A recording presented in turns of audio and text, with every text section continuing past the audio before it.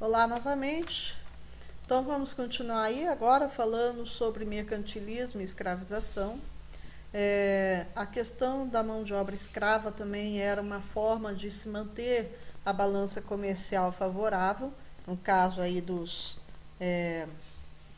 da prática mercantilista, tá? Então a mão de obra escrava, a venda, né, do tráfico, servia aí para manter essa balança comercial favorável para algumas nações que praticavam, tá bom? Então nós vamos falar a respeito desse tráfico negreiro, né? Vamos falar a respeito de como acontecia. O tráfico interoceânico de escravos, tá? O tráfico de escravos era um negócio muito, extremamente lucrativo, tá? E proporcionava às nações que a praticavam uma balança comercial favorável, como eu falei para vocês, dentro da política mercantilista. Por isso que muitas nações, né, defendiam esse tráfico negreiro, ou esse tráfico de escravos, porque favorecia a economia das suas nações, tá bom? E, por exemplo, um navio negreiro, ele chegava a render cerca de 800% de lucro quando o navio chegava aqui, por exemplo, no Brasil, tá?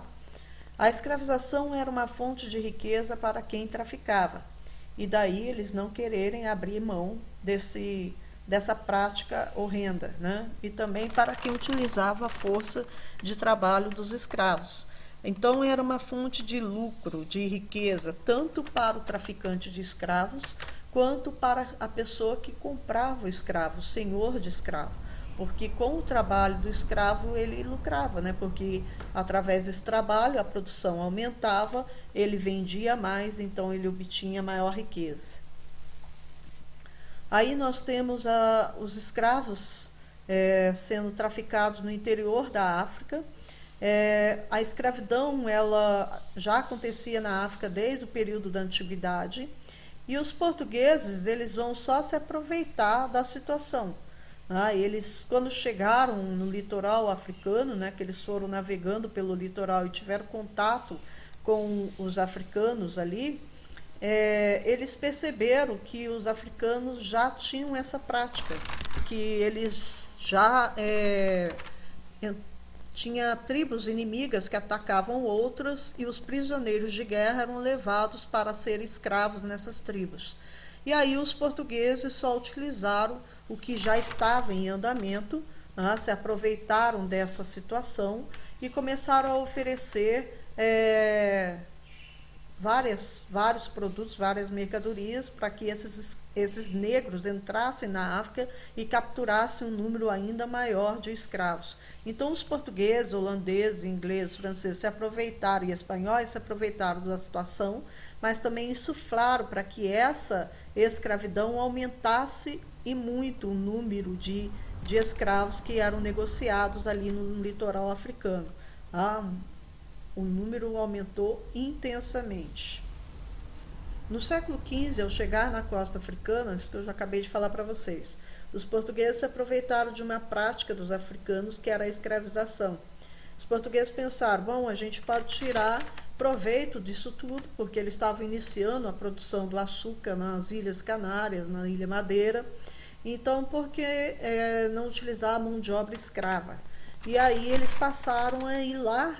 Eles fizeram um acordo com grupos de traficantes de escravos, fizeram um acordo com os caras e falavam, olha, daqui uns 2, 3 meses a gente volta para buscar mais cerca de 100 negros. E esses grupos, ao invés de agora agirem por causa de guerra, passaram a agir por questão comercial, né? Passavam então a atacar intencionalmente as outras tribos, com o único objetivo de aumentar cada vez mais o número de pessoas a serem escravizadas e negociadas ali no litoral, da qual eles também vão lucrar com isso, tá? Então era tanto lucrativo para o traficante, o branco traficante, tá, de escravos, quanto para o negro traficante de escravos, tá bom?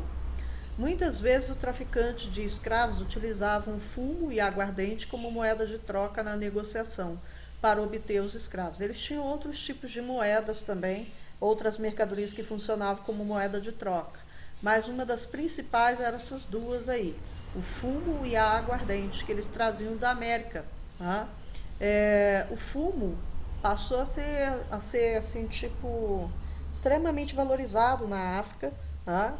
Que os negros davam até preferência para os traficantes negros davam preferência para o fumo na negociação e a aguardente, que eles tinham facilidade de vender esse produto no continente africano, muita facilidade, tá? Vendiam com um preço alto, tendo lucros enormes, tá? A aguardente, gente, é pinga, é bebida alcoólica, tá? É pinga, era o rum, a aguardente é a pinga, tá? Mas tinham também outros tipos de bebidas alcoólicas como o rum. E o fumo é vamos dizer assim, um produto para você fumar um cachimbo, você fumar um cigarro, tá? O número de escravos trazidos para o Brasil no século XVI pode ter chegado a 1.300.000, só no século XVI. Porém, conforme a produção do açúcar foi aumentando e depois com o café, esse número foi se intensificando, tá? Até o século XVIII, cerca de 7 milhões de negros tinham sido trazidos para o Brasil. As principais rotas do tráfico negreiro, tá? Então, as principais, não significa que não tivesse outras regiões da África da qual o negro saísse, tá? Então, tinha aqui, peraí, gente. Principal região, Cabo Verde, São Jorge da Mina, tá? Luanda, Benguela, Moçambique e Mombasa, tá? Agora prestem atenção, vocês estão vendo duas setinhas, uma azul e uma vermelha, tá? Essas setinhas vermelhas eram os escravos que saíam do interior da África e iam para o norte, eram levados para o norte para serem comprados pelos grupos árabes. Tá? Os árabes também negociavam os escravos, compravam e os levavam para várias regiões da Ásia e alguns poucos deles até a Europa. Tá? Então, essas setas aqui são os negros que estão sendo negociados com os árabes, que era uma prática anterior à dos europeus. Tá? Então, era uma prática anterior, mas, porém, quando os europeus entraram na jogada de tráfico negreiro, esse número diminuiu de escravos que eram levados para os árabes, porque passou a ser mais lucrativo, né, vender esses negros para os portugueses, para os espanhóis, mas não significa que acabou, continuou existindo, mas diminuiu um pouco, tá? E as setinhas azuis são os negros que eram trazidos para a região da América, sendo que a maioria deles veio para o Brasil, tá? De Cabo Verde, os negros foram levados para a região das Antilhas, né? E o sul das 13 colônias inglesas, tá? Que é o sul dos Estados Unidos. E os demais, como vocês podem ver, Brasil, tá bom? Aqui são os grupos de negros da África, ao contrário do que muita gente pensa, eles são todos iguais. Muito pelo contrário, tá? A África, ela tinha uma grande heterogeneia cultural e também de reinos. Haviam negros que viviam de forma tribal, porém haviam negros que viviam em reinos, em cidades, algumas cidades bem avançadas, né? Tinha o reino de Aksum, o reino da Etiópia, dos Males, e vai por aí afora, tá? Então, são várias etnias dentro da África, várias línguas, tá? E eles não eram todos iguais, não viviam todos da mesma forma. Mas os grupos principais que vieram para o Brasil, os cabindas, tá? Os quiloas, os minas, os mebola, tá? Mas tinham outros também. Esses que eu citei para vocês eram todos do grupo linguístico dos bantus. O tráfico dos viventes, tá? Vivente aí é o negro que está sendo traficado, tá? O processo começava no interior da África, a partir do apresamento em guerra ou em emboscadas realizadas pelos traficantes. Então, a coisa rolava, um grupo entrou em guerra contra outro, o prisioneiro de guerra virava escravo.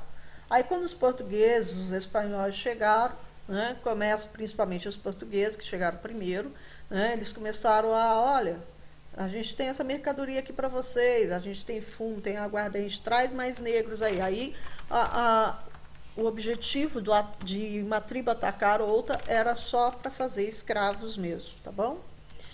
Que seguia uma extensa e cansativa viagem do interior até o litoral. Então, gente, do interior, lá da tribo daquela pessoa que foi capturada, até o litoral, era uma viagem extremamente cansativa, que durava dias.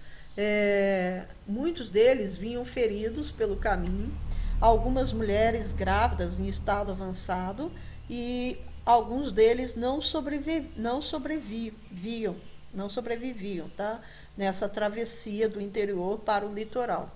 Quando eles chegavam no litoral, o grupo que chegava, né, eles eram colocados nas chamadas feitorias, né, que era um galpão que tinha uma certa segurança, que ficava ali os seguranças armados em volta para evitar a fuga desse pessoal, e ali eles ficavam trancafiados por dias até meses, tá?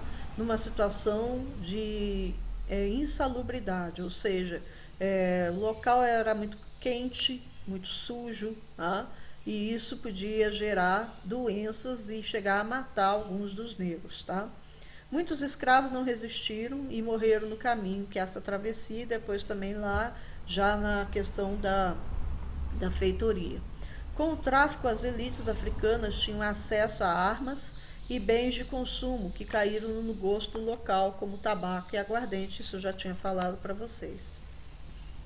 Aí, os negros sendo transportados do interior para o litoral, como vocês podem ver, né, tem esses galhos amarrados ao pescoço deles, com o objetivo de evitar que eles fugissem, né? Amarravam um ao outro, né? Prendiam um ao outro, aqui também, e amarravam as mãos, tá? Mulheres com crianças pequenas seguiam atrás, não amarravam algumas delas, né? Porque por causa das crianças elas evitavam a fuga, então elas podiam seguir atrás do grupo normalmente, tá? Os escravos permaneciam amontoados uns dias ou até mesmo meses em alojamentos precários nesses locais chamados feitorias. A feitoria era um local onde se armazenavam produtos, mercadorias e até mesmo escravos para, quando o navio chegasse, eles só tiravam da feitoria e abasteciam o navio, tá? E insalubres. Muitos morriam na espera, que eram locais fechados, tá, gente? Sem ventilação, então era muito quente, né? Principalmente em determinados períodos do ano. A travessia era feita em navios tumbeiros ou navios negreiros. Esses navios tumbeiros ou negreiros, gente, eram verdadeiros inferno na terra, tá? Por que é chamado de tumbeiro? Tumbeiro vem de tumba, né? Porque era um local que lembrava uma tumba, como se estivesse sendo enterrado vivo. Porque os negros eram levados para os navios, e nos navios eles não ficavam no deck do navio, eles ficavam no interior, eles ficavam no porão, tá? Sem ventilação, sem janelas, somente com a porta de entrada, né? Que era uma grade. E ali dentro dos porões do navio, a maioria deles ficavam acorrentados pelos pés, né? Alguns pelo pescoço, e era uma situação de extremo desconforto e muita insalubridade, muita, tá, gente? Porque as necessidades fisiológicas dos negros que estavam dentro daquele navio eram todas feitas ali, a urina, as fezes, muitos passavam mal por causa do balanço do mar, então tinham enjoos, a comida estragada, e aí vomitavam tudo ali naquela situação. O calor era intenso, tá? Muito suor e muita gente naquele mesmo ambiente. E a viagem, ela durava cerca de 45 dias, durava cerca de, dependendo da situação do mar, até 60 dias. Então imagine você encarando uma situação dessa por dias e dias a fio, comendo mal, né, com o decorrer do tempo a comida se estragava, você comia aquela comida, você tinha que estar grudado ao colega do lado, não tinha espaço, né? E eles ficavam confinados em tipos de beliche, só que com uma distância menor de uma para outra, a altura menor de uma para outra, e ali eles ficavam acumulados, acorrentados um ao lado do outro. Já vou mostrar para vocês como era um navio desse. Por isso lembrava uma tumba, né? Um lugar de morte, um lugar de desespero. Usualmente, na hora que os escravos eram levados para os navios, eles eram marcados com ferro quente, no peito ou nas costas, tá? Por que eles eram marcados? Porque dentro de um navio, gente, tinha negros ali que ia para 3, 4 traficantes. Então, para não misturar esses negros, eles marcavam esses negros com o símbolo do traficante, no peito ou nas costas. E quando ele era comprado pelo seu senhor, na América, ele também era marcado com o símbolo do Senhor, como se ele fosse gado, tá? Então, com ferro quente, eles iam e queimavam a pele desse negro, marcando ele para sempre. As moedas de troca eram, né, quando um navio português chegava lá, por exemplo, ele chegava carregado com cachaça, ou tabaco, ou rum, ou tecido, ou instrumentos agrícolas, ou barras de metal e até pólvora e armas, tá? Então, os negros que estavam negociando os outros recebiam essas mercadorias como pagamento pelos escravos que eles estavam vendendo. O tráfico era um negócio complexo que englobava pontos fixos, né? Precisava de portos fixos, como essas feitorias, por exemplo, barcos que pudessem chegar até a costa, até a praia, né? E fortes litorâneos, que são essas feitorias, porque era o armazém mais cercado, né, por uma muralha e até mesmo com canhões para proteção. E portos, né, portos instalados com extensões para chegar até os navios. Aí é o navio negreiro, visto por dentro, o porão. Aqui, lá na parte de baixo do porão do navio, ficavam a despensa, né? E algumas mercadorias que eles também negociavam na África, como marfim, por exemplo, tá? E os negros eram colocados nessas partes, principalmente do meio, né?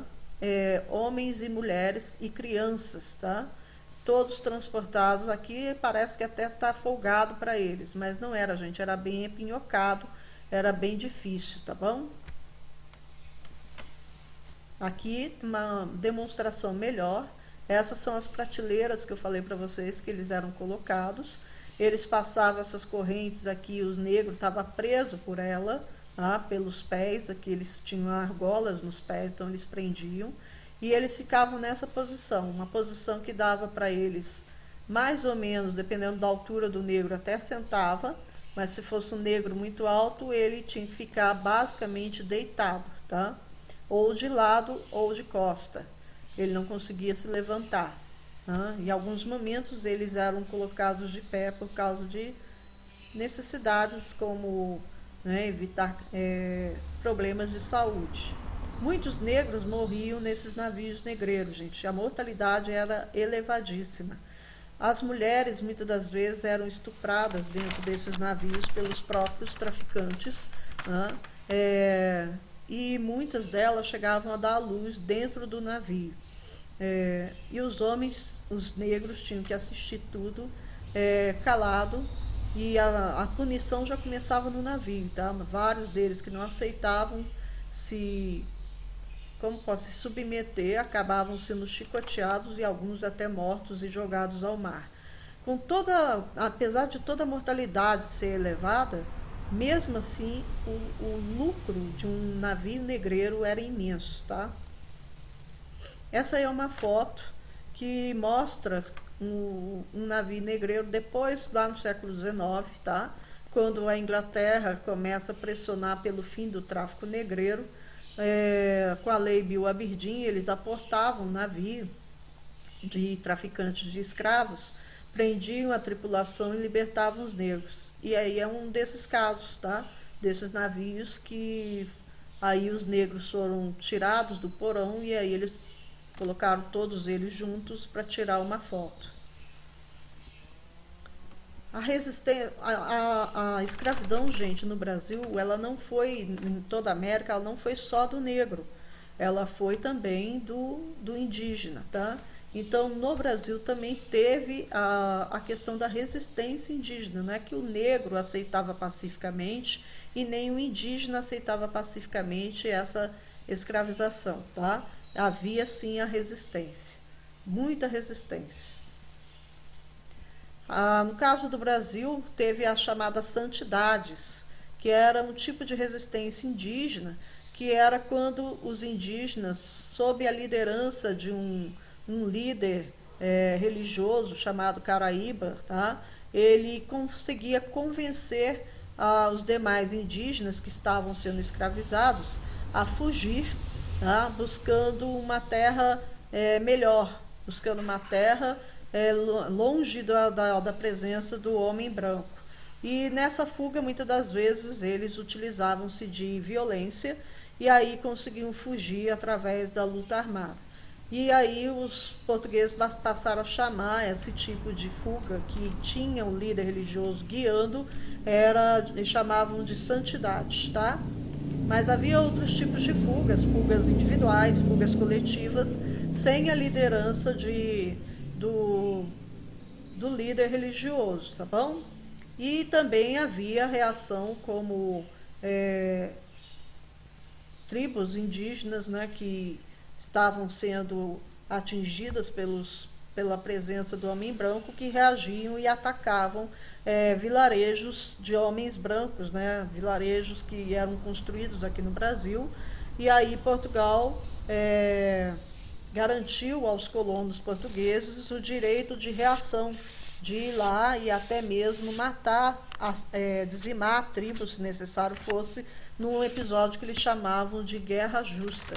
Né? Eles diziam, era direito deles, né, de lutar contra esses indígenas que não aceitavam a repressão, que não aceitavam a escravidão. Tá? Então, foi chamado de guerra justa, o direito que o português tinha de empreender uma guerra, uma luta armada contra as tribos que resistiam à escravidão. Que eu já expliquei. Né? Aí seria uma representação do que era essa guerra justa. Aqui os carinhas estão uniformizados, eles não eram arrumadinhos assim não, tá, gente? E chegamos ao fim desse vídeo. Fiquem com Deus, até o próximo.